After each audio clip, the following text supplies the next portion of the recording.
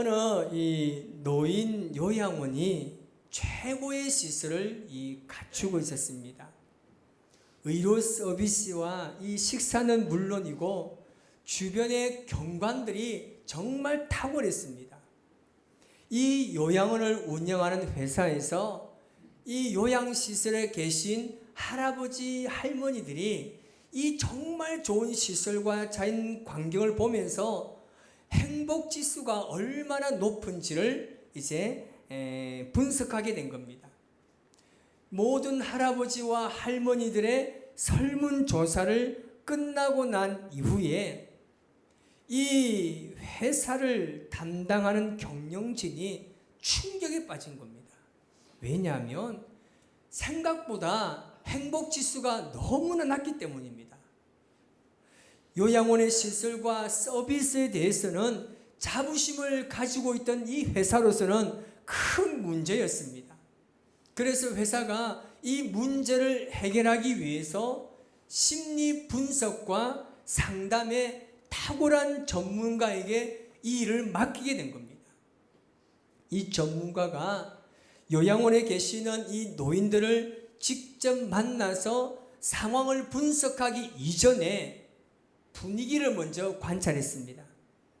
그런데 20분이 지나고 나서 이 전문가는 상담자에게, 이 담당하는 자에게 문제의 원인을 다 파악했다고 이야기합니다. 이 요양원의 담당자가 깜짝 놀란 거예요. 너무 의아한 거예요. 아니, 그렇게 금방 이 원인을 찾을 수 있단 말입니까? 좀 깊이 있는 조사와 검사가 필요하지 않습니까? 라고 이야기합니다. 그때 전문가가 말합니다. 노인들의 행복지수가 그렇게 낮은 이유는 미래에 대한 희망이 없기 때문입니다. 라고 결론을 지었습니다. 이 전문가가 예리하게 관찰한 것이 뭐냐면 노인들의 시선이었습니다. 이 전문가는 노인들의 시선을 보니까 이 바깥의 아름다운 자연의 경관이 아니었습니다. 노인들 대부분이 문 쪽이나 이 창밖으로 보이는 요양원의 입구를 바라보고 있었습니다. 찾아오는 사람을 기다리는 것이죠. 그러나 이 요양원에는 자녀들이나 가족들이 거의 찾아오지 않았습니다. 전문가는 이 노인들에게 있어서 만남에 대한 갈망을 보게 되었고, 동시에 만남이라는 희망을 포기한 초점 없는 시선을 발견하게 된 것입니다. 노인들에게 가장 필요한 것이 지나온 삶에 연결된 사람과의 만나는 것인데, 거기에 대한 희망이 없다 보니까 행복지수가 낮을 수밖에 없다는 것이 상담과 심리 전문가의 진단이었습니다. 여러분, 폐쇄된 공간에 사람을 가둬놓는 시설은요, 감옥이나 마찬가지입니다.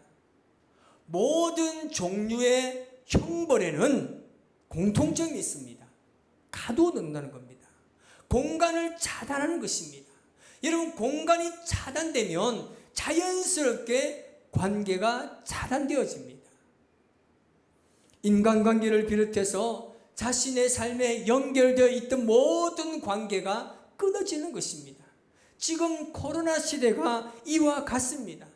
만남이 단절되다 보니까 극심한 스트레스와 미래에 대한 희망이 사라지고 있는 것이죠. 여러분 잘 알고 계실 줄 압니다. 카지노에 없는 세 가지가 있습니다. 시계와 창문과 거울이 없습니다. 시계가 없는 것은 열심히 도박을 하다가 시계를 보게 되면 시간이 많이 지난 것을 알게 되면 도박을 멈추기 때문에 시계를 없앴습니다. 창문도 이와 마찬가지입니다. 오직 도박에만 시선을 집중하기 위해서 외부의 모든 환경을 차단한 것입니다. 거울을 보면 도박에 빠져있는 자신의 모습과 그 부수수한 모습을 보게 되면 도박을 멈추기 때문에 거울을 없앤 겁니다. 한마디로 말하면 폐쇄된 공간에서 모든 관계를 차단시키는 겁니다. 사람은 관계 속에서 살아가는 존재입니다. 사람은 관계가 끊어지면 살 수가 없어요. 공간이 차단되면 고통스럽지만 더 무서운 것은 뭐냐면 시간의 차단입니다. 기억 상실증처럼 무서운 병이 없다고 합니다. 기억 상실증은 내가 살아오면서 맺고 있던 모든 관계를 잃어버리는 것입니다. 사람은 관계 속에서 존재하는데 관계의 끈을 모두 상실하게 되면 내가 누구인지를 모르게 됩니다. 자아 정체성을 상실하게 되면 자신의 존재의 의미를 잃어버리게 되는 것이죠. 여러분, 그런데 이보다 더 무서운 것이 있습니다. 그것은 바로 미래의 상실입니다. 앞으로 살아갈 시간에 대한 희망이 없는 경우입니다. 사람은 희망을 먹고 살아갑니다. 무언가 더 나은 미래를 확신해야 삶의 의미가 있는 것입니다. 지금 내가 서 있는 현재의 삶이 과거로부터 이어져 온 결과라는 것을 인식할 필요가 있습니다. 뿐만 아니라 현재의 시간이 이어져서 앞으로 펼쳐지는 미래가 희망적이라고 생각해야만 행복해할 수 있는 것입니다. 여러분, 우리의 과거는 무의미하지 않습니다.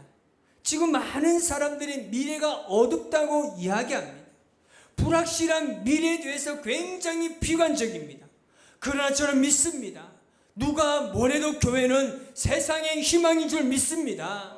그리스도인들은 모든 사람의 희망인 줄 믿습니다. 그래서 우리는 미래의 희망입니다.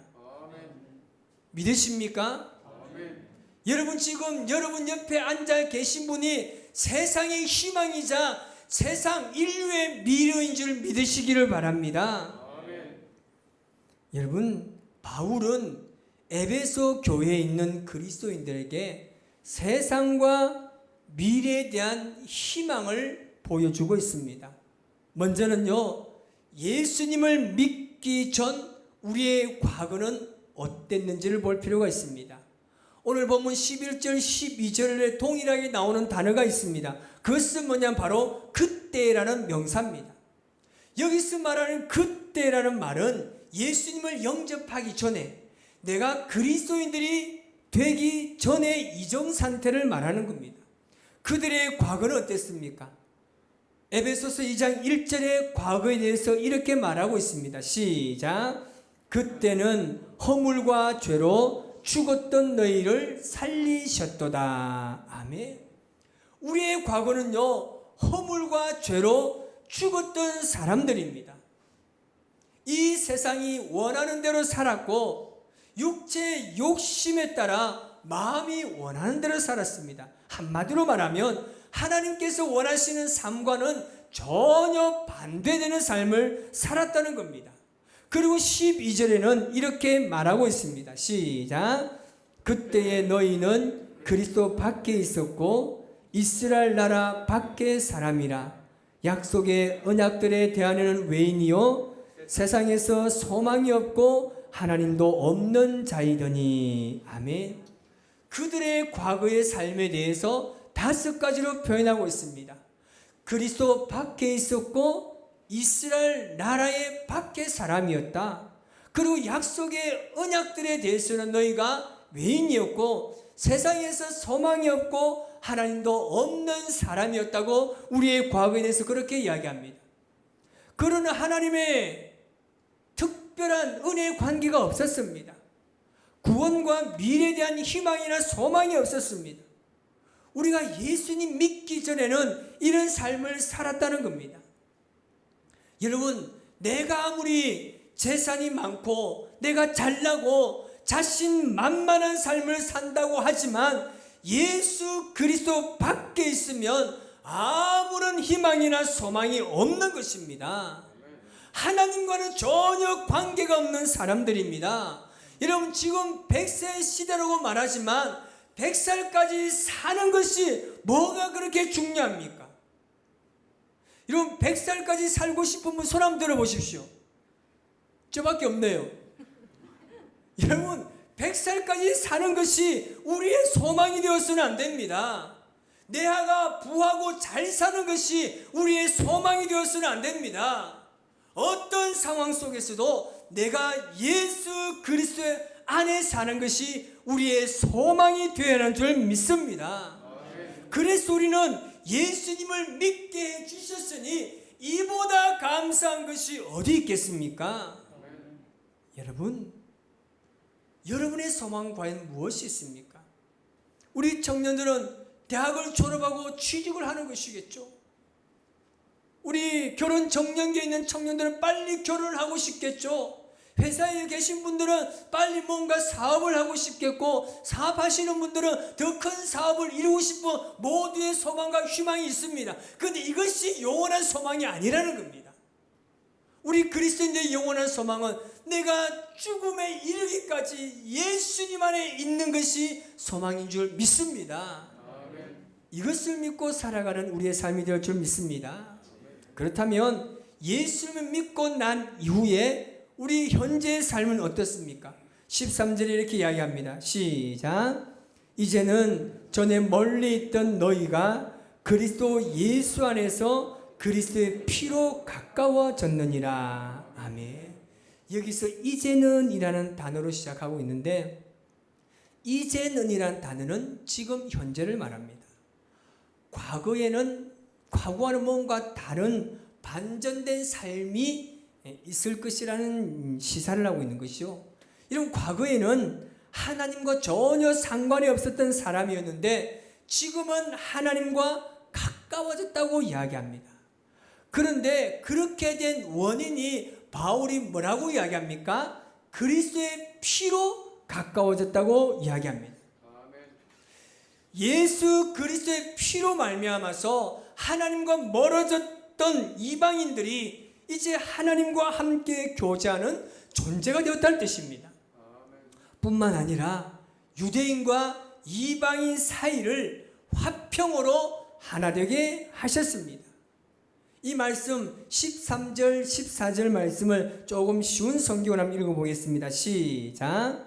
여러분이 전에는 하나님에게서 멀리 떨어져 있었는데 이제는 그리스도 예수 안에서 그분의 피로 하나님께 가까워졌습니다. 그리스도는 우리의 평화이십니다. 그리스도께서는 유대 사람과 이방 사람이 양쪽으로 갈라져 있는 것을 하나로 만드신 분이십니다. 아멘. 당시의 유대인들과 이방인 사이에는 늘 갈등이 있었습니다. 무엇이 이 둘을 갈라놓았습니까? 율법과 편견입니다. 그러나 예수 그리스도의 보혈을 말미암아서 그 갈등과 미움의 벽이 완전히 무너진 줄 믿습니다. 완전히 무너졌습니다. 예수님께서 유대인과 이방인들을 갈라놓았던 율법을 폐하심으로 이 둘이 하나가 되어서 새 사람이 되게 하셨다는 것입니다. 여러분, 교회는 화목을 이루는 공동체입니다. 우리 교회가 화목하기 위해서는 여러 가지 갈등 구조가 복음의 능력으로 해결되어야 하는 것입니다. 간절히 바라고 기도합니다. 우리 교회가 이 역할을 감당하시기를 바랍니다. 그래야 우리가 성령 안에서 평화를 누릴 수가 있는 것입니다. 여러분, 교회에는요 웃음이 넘쳐야 돼요. 감사가 넘쳐야 돼요. 기쁨이 넘쳐야 합니다. 아이들이 떠들고 울고 뛰어다니는 소리가 계속 있어야 합니다. 아멘. 그래서 여러분, 교회에 오는 사람들이 우리의 모습을 보고 매일매일 기뻐하는 거예요. 여러분, 옆에 분 한번 보십시오. 지금 얼굴의 인상을 보니까 웃는 얼굴입니까? 찡그린 얼굴입니까? 찡그리고 있다면 여러분 웃는 얼굴 변할 줄 믿습니다. 화목해야 돼요. 여러분, 주일날 한번 교회에 나왔는데 인상 찡그리고 올 필요 있나요? 없어요.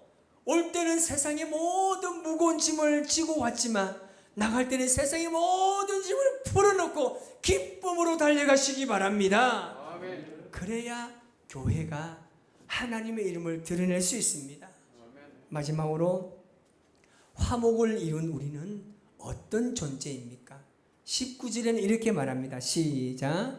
그러므로 이제부터는 너희는 외인도 아니요 나그네도 아니요 오직 성도들과 동일한 시민이요 하나님의 권속이라. 아멘. 여기서 우리가 주목해야 할 것은 그러므로라는 부사입니다. 현재의 삶을 확대시키는 미래적인 단어입니다. 구원받기 이전의 이방인들은요, 아무런 소망이 없는 상태였으나 예수 그리스도 안에 유대인들과 더불어서 화평을 이루었습니다. 구원받은 성도들과 모두가 하나님과 화평을 이루었기 때문에 교회는 이제 이방인들과 유대인의 구별 없이 오직 예수 그리스도의 구속 사역을 통해 한 몸을 이룬 하나의 공동체인 줄 믿습니다. 여러분, 교회 오면요 회장 사장 없습니다. 교회 오면 부장 과장 없습니다. 교회 오면 하인 종 없습니다. 모두가 하나입니다. 아멘. 근데 가만히 보면 교회는요 여전히요 선생님이 있어요. 여전히 교회 오면 가르치는 사람이 많습니다. 그런데 우리 교회는요 한 사람도 그런 사람이 없습니다. 모두가 섬김의 공동체로 하나님의 뜻을 이루기 위한 사람들이 모인 공동체인 줄 믿습니다. 이런 우리가 지금 9월달 9월 1일부터 매일 기도회 하잖아요. 밤 8시에요. 얼마나 너무나 감사가 넘치는지 모릅니다. 여러분, 여기에요 성전이 꽉 차요. 천군 천사가요 얼마나 많은지 몰라요. 아멘. 기도하는데요 얼마나 하나님께서 감격을 주시는지 모릅니다. 하나님의 교회는요 구분 없이 하나님의 이름만 있으면 돼요. 그러면 하나님의 공동체는 온전히 뜻을 이루게 되는 겁니다.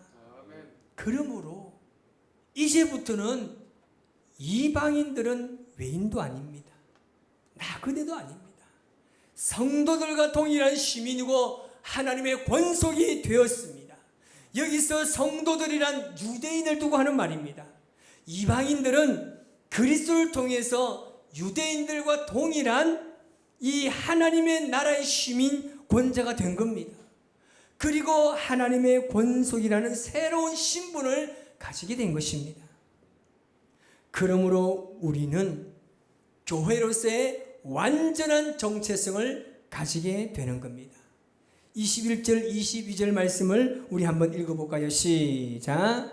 그의 안에서 건물마다 서로 연결하여 주 안에서 성전이 되어가고 너희도 성령 안에서 하나님이 거하실 처소가 되기 위하여 예수 안에서 함께 지어져 가느니라. 아멘. 여러분, 교회의 시작점은 모퉁이 돌이 되시는 예수 그리스도이십니다. 그분으로부터 건물이 서로 연결되고 함께 지어져 가는 겁니다. 그분이 없으면 교회가 안 됩니다. 바울은 교회 공동체를 현재 진행형으로 지어져 가고 있는 건물로 비교하고 있습니다. 지난날 우리 역사 속에 한국 교회가 얼마나 사명을 잘 감당해 왔습니까? 그러던 교회가 세속주의에 물들어 세상과 똑같이, 아니 세상보다 더 못한 모습을 보이고 있습니다. 여러분, 교회가 제 모습을 하루속히 회복하고 세상 속에 주께서 주신 사명을 잘 감당해야 될 줄 믿습니다. 교회가 세상의 희망을 보여주어야 합니다. 교회가 미래의 유일한 대안임을 보여줄 수 있어야 합니다. 여러분, 앞이 캄캄하게 보이는 오늘날 교회가 인류의 미래인 줄 믿습니다. 교회를 이루는 우리가 그 미래를 열어가야 하는 겁니다. 여러분 자체가 세상의 대안이자 희망인 것입니다. 우리 대한민국의 미래의 희망을 보여주는 교회가 되시기를 주님의 이름으로 축복합니다. 오늘은 총회 주일입니다. 우리는 대한예수교 장로회 통합교단입니다. 전국에 69개 노예가 있습니다. 9,300여 교회가 있고 240만의 성도를 섬기고 있는 대표적인 교단입니다. 이뿐만 아닙니다. 한국의 수많은 교단과 성도들을 합하면 1000만이라고 이야기까지 합니다. 여러분, 이 정도면 정말 세상이 하나님의 공의와 정의가 실현되어야 하지 않겠습니까? 그런데 왜 교회가 더 힘들어졌습니까? 교회가 왜 세상으로부터 비난을 받고 있습니까? 그것은 교회가 더 이상 세상에 희망을 주지 못하기 때문입니다. 오늘 우리는 다시 한번 결단해야 합니다. 주님 오시는 그날까지 우리의 신앙을 잘 지키시기 바랍니다. 신앙생활을 절대 게으르게 하지 마시기 바랍니다. 지금은 기도할 때입니다. 지금은 전도할 때입니다. 아멘. 여러분, 코로나 오기 전이나 지금이나 전도는요 동일하게 어려웠습니다. 그래서 교회가 코로나 때문에 전도하지 않으면 되겠습니까? 우리 전도부와 함께 이야기해서 우리가 앞으로 전도 나갈 계획을 세우고 있습니다. 여러분, 끝까지 해야 됩니다. 우리가 전도를 준다고 누가 돌을 던지면요, 할렐루야, 그렇게 교회가 세워져 가야 되는 겁니다. 교회가 희망이 되지 못하는 것은 내 목소리가 높아지기 때문입니다. 교회가 문제가 많은 교회를 보십시오. 자기 소리만 높이는 교회는 반드시 문제가 생깁니다. 그러나 우리 교회는 자기의 소리를 높이지 마시기 바랍니다. 하나님의 영광을 위해서 많은 사람의 소리를 들어주시기 바랍니다. 이제 내가 막 화나고 분나서 소리가 막 이까지 올라오면 시작, 좀 해보세요. 시작. 삼키고 절제하고 절제하시기 바랍니다. 교회가 이 어렵고 혼란한 시대에 대안이자 희망인 줄 믿습니다. 포항 우리 교회가 이 사역을 위해서, 세상의 희망이 되는 사역을 위해서 함께 손을 잡고 함께 하나님의 교회를 든든하게 지어져 가는 저와 여러분의 삶이 되시기를, 우리 교회가 되어져 가기를 주님의 이름으로 축복합니다.